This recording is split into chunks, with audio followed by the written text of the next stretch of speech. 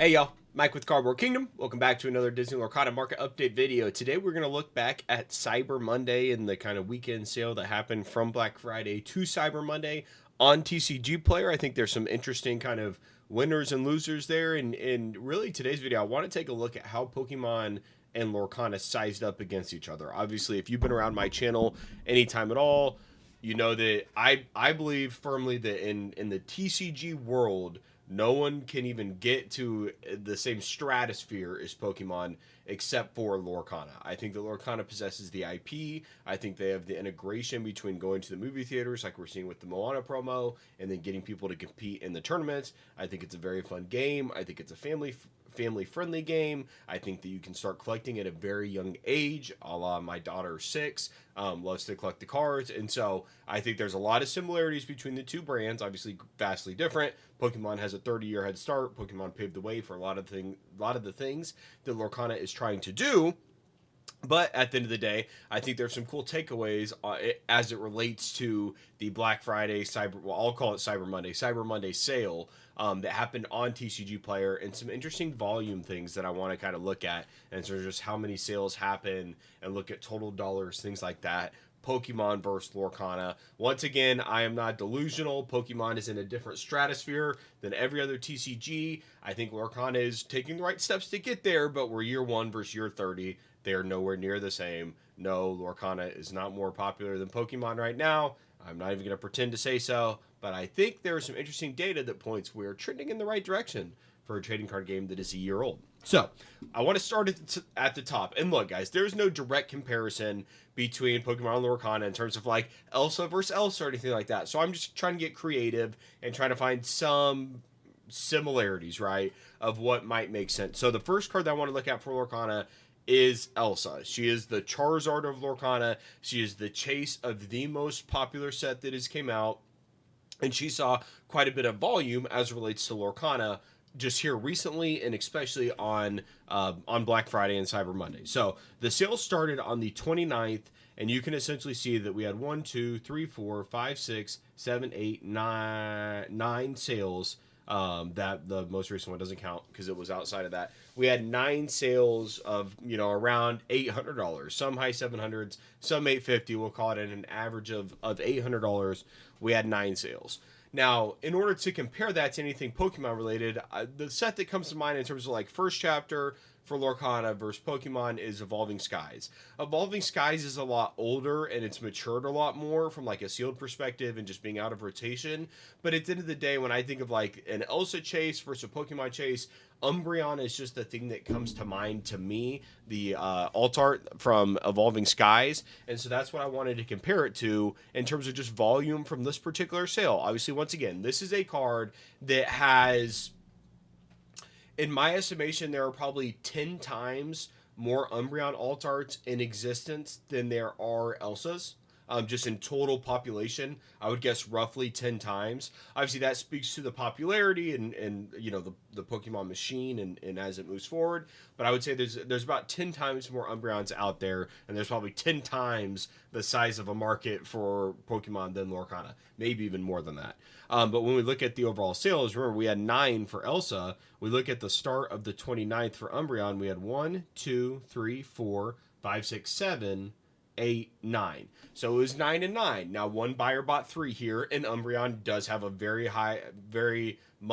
much higher AVO in terms of what people are paying for the particular item. But I think it's interesting to see that the kind of the volumes remaining hand in hand in terms of overall sales. Now, sure, Umbreon costs more, but just from if you would have asked me without looking at this specifically, I would have said the Umbreon would have had drastically more sales volume because, this is the modern day Charizard for Pokemon. Like, this is the card. Like, if you walk around Collecticon, people are looking for Umbreon. They're showing off their Moonbreon. They're showing off all, this is the card, right? And so I was surprised to see that Elsa had as much volume as the Umbreon or the Moonbreon. Now, maybe you think it's not true or because it's got a higher AVO. There's definitely an argument to be said there, but I just thought that it was interesting, right? game that's been around 1 year, game that's been around 30 years, kind of the chase of the most recent kind of 4 to 5 years. I would say definitely the most popular card, and we saw the same volume between the two, which was interesting. Now moving over to the sealed side of things, another interesting a piece of just information here. Now obviously the first chapter much newer, right? And like I said, there's no like direct comparison in my opinion, because if you look at like time frames in terms of when the first chapter was released, and then like some of the Pokemon sites, you're talking about like Obsidian Flames, and first chapter like crushes that. So I don't really want to compare.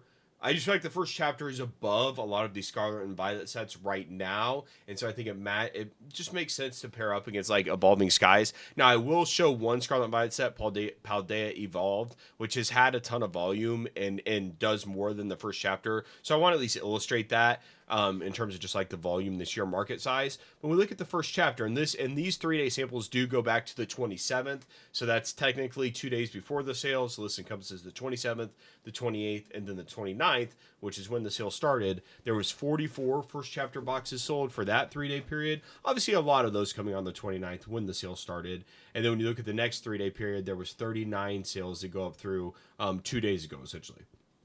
Now, 44 and 39, so you're looking at roughly just over 80 boxes. There are 83 boxes in total that were sold for the first chapter within the sales, we'll call it week, right? Obviously, a little bit before, a little bit after. When you look at Evolving Skies, a set that's very popular and has become one of the most like hyped sets because of the Umbreon that's in there, and this is very much a collector's, investors side of things. Like keep this thing sealed, a very popular box. Probably not too many of these getting ripped. 19 were sold the 3-day leading up, and then after the fact, oh wait, do we have 3-day? Okay, here we go.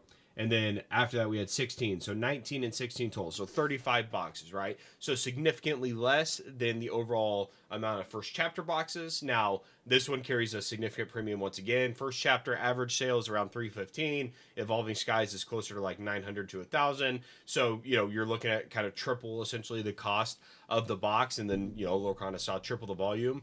Overall dollars and cents wise, there was a couple thousand more dollars spent on Evolving Skies. Once again, I just think that it's interesting to see how these are kind of sizing up, in terms of, when you think of modern Pokemon and this tremendous bull cycle that's happening. Obviously, a lot of it's around like Surging Sparks and some of the just very, very fresh sets, 151. But at the end of the day, I think that it's cool to just see how much volume is happening within Lorcana, especially when you look at the greater TCG world, and you think about like a lot of the like investors or YouTubers or etc. A lot of people don't talk about Lorcana, right? Because Lorcana is kind of I think in their eyes, it's kind of the black sheep. There was a lot of scalping issues in the beginning, and it's Disney. A lot of people just dislike the Disney brand and Disney IP, and so I think it's got a lot of haters. For example, Rudy with Alpha Investments just refuses to talk about it, but he will hype up things within Pokemon because he has those boxes to sell to his patrons and his consumers. But at the end of the day, he just leaves kind of Lorcana off to the side. He'll bash it every now and then. He'll honestly just fabricate a couple stories to say that like they're going behind the LGS's back and they're overprinting and all. He'll come up with all these random excuses that are just completely irrelevant. But apart from that, people like him don't even talk about Lorcana. Lorcana is very much on the back burner, just kind of on the side doing its own thing, which I love. And I personally think that that is the best thing to happen for the actual growth of the game and the growth of the brand. Because you don't want these people pumping and dumping these boxes that people are just trying to get the cards to play the game. If Lorcana is going to succeed, they have to have players playing the game. That's what they built this entire success off of, and that has to continue to happen. Now, they need collectors, and there's a lot of ways they can improve this experience as a collector, right? So I'm not saying they've done it perfect, but right now their strategy is directly online, and I do not want people like Rudy or whoever to start pumping and dumping these boxes and then him come out and say, turns out I've got 5 pallets of first chapter and I actually love it and all this stuff. Like, I don't want that to happen, because that's going to send a negative ripple throughout the entire ecosystem of Lorcana, because Lorcana has a very natural, organic growth cycle post chapter 1 scalping. At this point, there's not very much liquidity in Lorcana, in terms of just like the day to day. Like, we're going to look at Rise of the Floodborn versus Paldea now. We'll hop ahead to Paldea. During the lead up to the Black Friday sale, 381 boxes of Paldea Evolved were bought. post that 68. So in total, I mean, we're looking at, 450 boxes roughly that were sold of Paldea Evolved. Obviously, a very exciting set, one of the probably the most popular set in all of Scarlet and Violet. But then you look at something like Rise of the Floodborn for Lorcana, we had 40, 46, and 37. So you're looking, once again, like 80, 90 boxes. Nothing crazy when you look at Paldea Evolved going up over 300. And we don't want that kind of volume yet within Lorcana. Lorcana is not ready to sustain the demand that Pokemon has, because that's going to put things out of reach for the players. And so I think that at the end of the day, I think it needs to continue down this organic growth cycle of things like the Moana 2 movie promo and just this vertical integration that literally only Lorcana can provide right now. And so I just want to continue to see it down that path. But I just think it's interesting looking at some of the volume of Lorcana versus Pokemon, because I truly do believe that the only TCG that can even compete with Pokemon in terms of overall popularity and growth, etc., is Lorcana. And I also believe that if you want Lorcana to fail like Rudy does, you're doing yourself and your viewers, whoever, a disservice by just poo-pooing it for no reason without actually looking into it. Because no trading card game, whether it's Magic, One Piece, Pokemon, Yu-Gi-Oh, you name it, whatever trading card game you like, there is no trading card game that can grow the overall pie for everybody at this point like Lorcana can. Obviously, people are going to continue to get into Pokemon. People are going to like that cycle is going to come, and that's naturally going to progress. I'm not saying Pokemon's not bringing anyone into the trading card game world, but when you think about how many people like Disney, Moana 2 just broke the biggest Thanksgiving box office record weekend amongst the entire box office, and they were the leading movie there within that particular subset of movies like Gladiator 2 and Wicked. It was the biggest box office in Thanksgiving weekend history, and Moana led that. So like you have stuff like that, like those people go to the theater and they get that card, like that starts to integrate people into the TCG space that didn't even know it exists. They didn't know about Lorcana. They weren't interested in Pokemon. But as Lorcana grows, I think the entire pie is going to grow, because they have the best reach or possibility of getting someone in who doesn't even know about TCGs. That experience of going to Moana, getting that promo, then you're at Target and you see the Gateway product, or you see the Deep Trouble product, you see the starter decks, like they can kind of start to go down that path. And then as they explore Lorcana more, they're going to run into Pokemon. Maybe they also watch One Piece and they see, oh, One Piece has a trading card game, I'm going to pick that out. Maybe they fall into Magic somehow, whatever. Like that funnel exists mainly for Lorcana. Pokemon can do it to a certain extent as well. Like, I don't remember the last time a Pokemon movie came out. To be fair, I'm out of touch with that, and I could be wrong there. There could have been one recently, but like I didn't hear about it, right? But I certainly knew about Moana, and I think that is a commonality amongst a lot of consumers. And so that kind of paints the picture of what Lorcana can do to the overall TCG space. And so I feel like that if you're poo-pooing Lorcana just on the basis of like it's Disney, boo, whatever, fair be it, that's your prerogative to do it. But I think you're doing yourself a disservice if you are involved in this ecosystem whatsoever on just, for lack of a better term, shitting on Lorcana for no reason, because it has the best opportunity to impact your TCG, even more so in some cases than you do. And so I feel like, just the entire ecosystem will benefit from Lorcana's success, and it has a chance at growing the pie bigger than any other TCG. And that's kind of a tangent, not related necessarily to the Black Friday sale, but I just really think that people like Rudy specifically are doing a disservice. Look, if you want to harp on them for overprinting or whatever, but like his whole thing was that they were they overprinted, which they did not, absolutely did not, vehemently oppose that. But in combination, he said they're going behind the LGS's back, they're undercutting them, and they're dumping the product on Amazon. In his video, when he made that video, which was full of comments of people shitting on Lorcana, it wasn't Ravensburger, the people who make Lorcana, dumping the product. It was just a distributor or an LGS who had a bunch of Inklings, and they were willing to fire sell it on Amazon. It was through their store. So who cares where an LGS sells their product? If they want to undercut the market, have Amazon do the fulfillment and sell it through Amazon, it does not matter. Ravensburger still prioritizes the LGS to this day. They always have, and they will continue to do so. Every time they do an interview, they talk about how getting in the store and playing the game that's like priority A1 for them, right? getting people into the LGSs, supporting the LGSs so they have revenue coming through their doors, and continue to give them that, 10 to 14 day period of selling Lorcana before anyone else can, before Amazon can, before Target can, before Best Buy can, etc. They give the LGSs a grace period where, hey, if you want to participate in this most recent set, you have to go support your LGS, which I absolutely love. And they're doing it the right way. But Rudy will say on a video that Ravensburger is dumping it on Amazon, and you're all going to get screwed if you have Lorcana. And look, that might happen at some point, but it hasn't happened yet. In terms of like current sets being dumped on Amazon, sure, if they want to go back and sell off some of the boxes that they have from 3-4 sets ago at a discount rate, I personally have no problem with that. I think that's their prerogative to do it. But at the end of the day, that hasn't happened that much. There's been one set that's been like readily available. It's Into the Inklands. In terms of like on Amazon. Apart from that, we haven't seen a single other set really at that magnitude and like the $80 price point. Which another just thing about Pokemon boxes often get down to that. Like I bought a Paradox Rift booster box for $60 last year. Like that's an insane rate. Like that's well below wholesale, well below distribution. And so things like this happen, right? And at the end of the day, I don't think it's a problem. I think it was very disingenuous with that. But getting back to the Cyber Monday side of things and Black Friday side of things, really the biggest winner, I think, overall was Azurite Sea, the most recent set within Lorcana.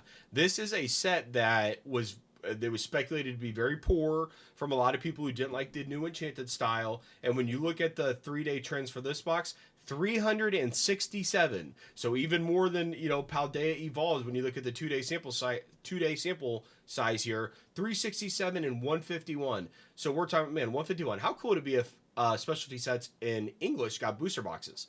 But that's not going to happen, and it hasn't happened. And there's something to be said for why Lorcana is better than Pokemon in that sense. But 367 and 151 just in that, let's call it weak sample size for Azurite Sea. That speaks to the sheer volume and just velocity that this game is growing at and moving forward at. The individual cards are holding up incredibly strong. I think expected value right now is $113. So it's came down from the 120. It's kind of came down $1 or $2 every day. It didn't move much at all overnight last night. But as these boxes continue to get opened, we've got an additional, this is just TCG player. You got to think about LGSs, you got to think about individual packs from retail, you got to think about eBay and any other marketplace that people are interacting with. There's going to be a lot of singles coming. And so I think this kind of race to the bottom for the Azurite Sea singles is going to be very interesting to follow. But when you look at the sheer amount of listings for individual boxes, it is just not that high right now. We're talking about 47 listings for individual boxes. Now, look, a lot of those have more than one, right? So it's not like there's 47 boxes available, rush to go get it. But when you look at some of the other sets like Ursula's Return, 21, Shimmering, where are these are cases? I apologize. I need to look at individual boxes here. Let's go set. Our product type sealed, and look at some of the other sets. Ursula's Return, 74 listings, so way more boxes than Azurite Sea at 47. Shimmering Skies, 51. Rise of the Floodborn, 42. Inkland, 60. So this set that a lot of people kind of took the back burner on and sat out, this is your message. Don't skip another set, because at the end of the day, you're staring at a box that has less listings than the previous 3 sets, and is even almost as low as the second set that came out a year ago, right? So it just speaks to the sheer volume that the game is growing, the amount of people that are willing to buy singles. We have an expected value of the box at 114, which has been higher than the price for a box since inception. So really, I mean, if you went heavy on this set, I did not. I will always be transparent with you guys. I opened a case of it, and that's mostly off the back of me buying that D23 Elsa. Like, I mean, look, that was a lot of money, right? So we gotta chill around here. But at the end of the day, the people who were ready for this set and opened it without fear have been rewarded tremendously. Their value on opening those boxes is probably egregious in terms of the amount of profit they made just by opening packs, selling the singles, selling some enchanteds, collecting some enchanteds. I think that just speaks to the sheer volume of the game of a set that was not well received overall. In terms of design for the enchanteds on the collector side of things, I think it speaks magnitudes to what is possible with Lorcana. And then finally, there's a lot of buyouts going on. So I would say always, I don't want to call it market manipulation, but just be careful. There's a lot of buyouts going on. Baymax has gone absolutely insane, starting with the Cyber Weekend sale. I mean, on the 29th, just on this first page here, you're looking at the start of that sale. I guess there may even be, okay, there was a ton before it as well. Starting on the 29th through, well, I mean, we're looking at, at least 30 cards sold. Most recent at 275. One before that, 169. So be careful with that 275. There's a lot listed below that. But once again, I think Azurite Sea was definitely the biggest winner of the Cyber Monday, Black Friday, Disney Lorcana sale within TCG Player. Azurite Sea was definitely the winner. There's a lot of other cards within Azurite Sea that are also getting very low in terms of overall quantity. So just be careful with Azurite Sea singles, guys. There's a lot of these that are about to hit the market. As always, I recommend taking your time. Don't FOMO into these cards. Like Baymax is definitely on a run, and there's a lot of other enchantments that are on a run. You Came Back is up to $200. There's only 4 available. I sold my Tiana for $165 like a week ago, and I was happy with that. Now it's already back up to $168 after taking a dip. Gadget Hack Wrench is down to 7 listings, up to 72, but that's a light played. Near Mint is at 122, and it's had a lot of sales. Look at this volume, guys. Insane amount of volume here. So, Azurite Sea, it might be a catalyst for a new level of like Lorcana.